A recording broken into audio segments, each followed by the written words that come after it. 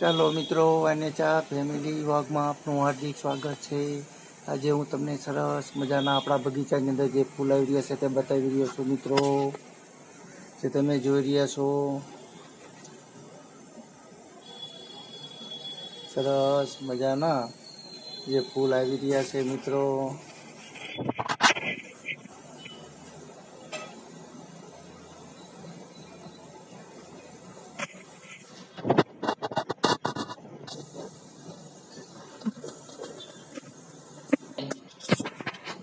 ચાલો મિત્રો, તમે જોઈ રહ્યા છો સરસ મજાના મોગરા સાથે ફૂલ આવી રહ્યા છે. તેમજ બીજા પણ આપણા સરસ મજાના ફૂલ છોડ ખીલી રહ્યા છે મિત્રો.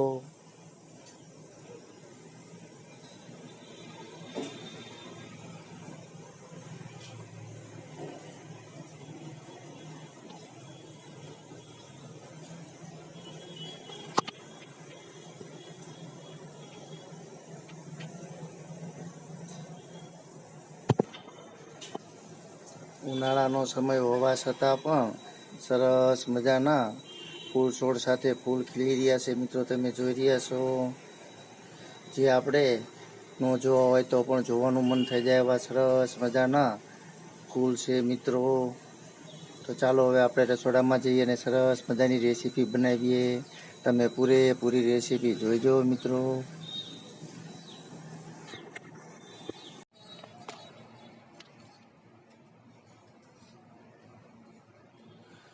ચાલો મિત્રો, વાનેચા ફેમિલી વ્લોગમાં આપનું હાર્દિક સ્વાગત છે.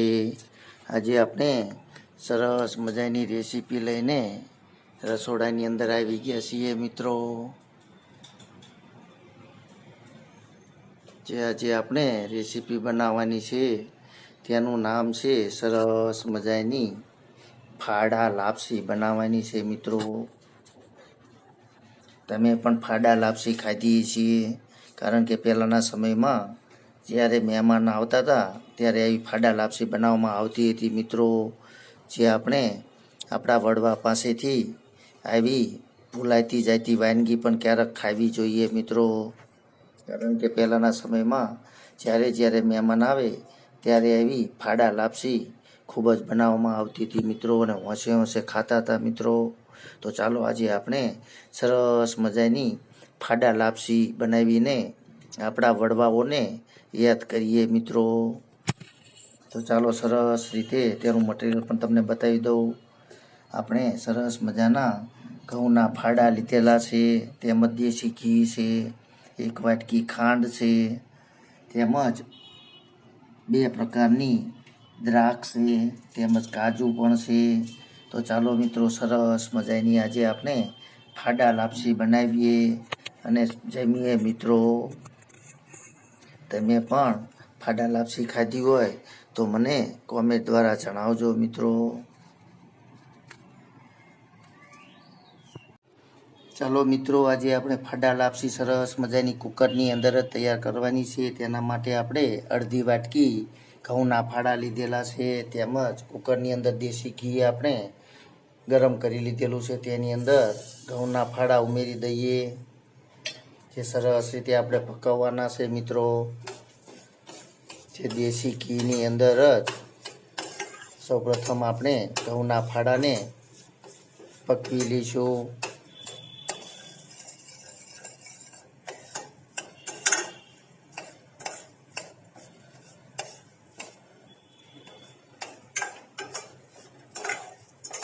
એકદમ ધીમા તાપથી સરસ રીતે આપણા ફાડા પાકી જાય ત્યાર પછી હું તમને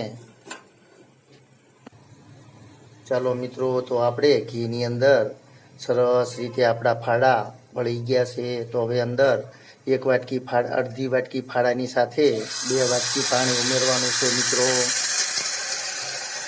તમે જેટલા ફાડા લીધેલા હોય તેના પ્રમાણમાં 1/2 ગણું પાણી અંદર આપણે ઉમેરવાનું હોય છે મિત્રો. તો ચાલો મિત્રો, હવે આની અંદર આપણે જે ગરમ પાણી ઉમેરેલું છે, હવે આપણે તેને 3 થી 4 વિસલ તૈયાર વાગવા દઈશું. ત્યાં સુધીમાં આપણું આ ફાડા બફાઈને તૈયાર થઈ જશે મિત્રો.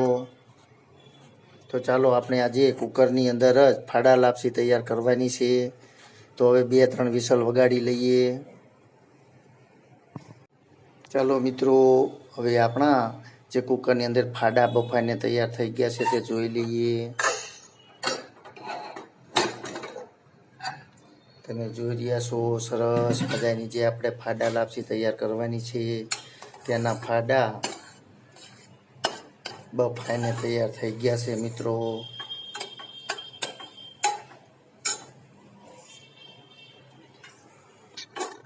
તો ચાલો હવે આપણે તેની અંદર ખાંડ ઉમેરી દઈએ મિત્રો. જે આપણે 1 વાટકી ફાડાની સામે અડધી વાટકી ખાંડ લેવાની છે મિત્રો. અને જો તમે ગોળું ખાતા હોય ગળ્યું તો તેનું પ્રમાણ થોડુંક વધારી શકો છો મિત્રો.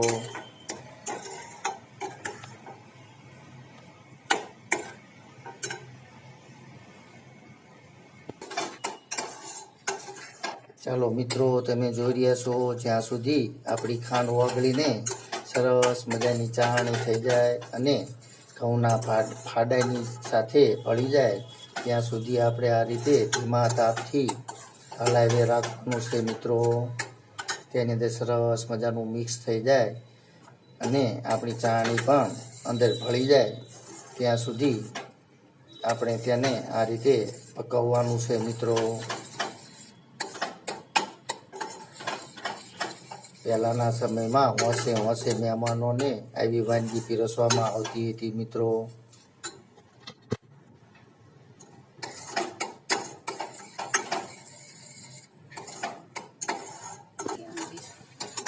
ચાલો મિત્રો, તો હવે આપણે આ રીતે સરસ મજાના આપણા ફાડા પાકીને તૈયાર થઈ ગયા છે. તો હવે તૈયાર પણ થઈ ગઈ છે ફાડા લાપસી મિત્રો.